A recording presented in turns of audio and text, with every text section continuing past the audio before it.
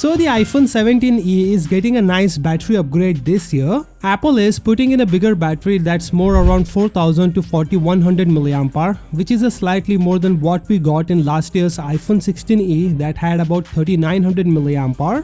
Now this might not sound like a huge jump on paper, but here is the thing, the new A19 chip inside this phone is way more power efficient, so you're actually going to get much better battery life in real world use.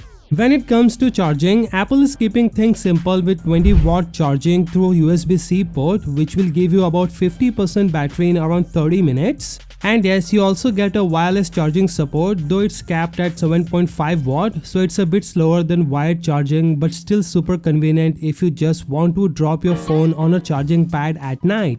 The combination of a bigger battery and a much more efficient chip should easily get you through a full day of normal use without any worries. Now, not only that, camera-wise we are getting a flagship photography experience too.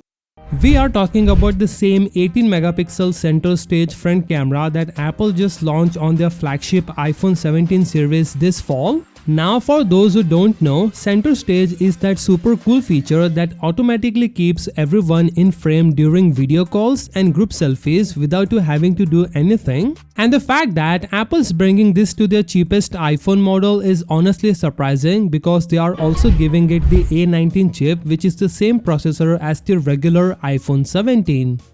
But here is where I have to call out Apple. They are keeping the display at 60Hz in 2026. Come on Apple, if you really want to compete with Samsung, OnePlus and literally every other Android brands offering 90Hz or even 144Hz at a similar price point, you need to step up. This redesign isn't just about aesthetic though. The dynamic island brings functional benefits like live activities, seamless multitasking notifications, and that interactive UI that makes the iPhone experience genuinely unique. And at an expected price of around $700, they are making premium design accessible. That's a smart move.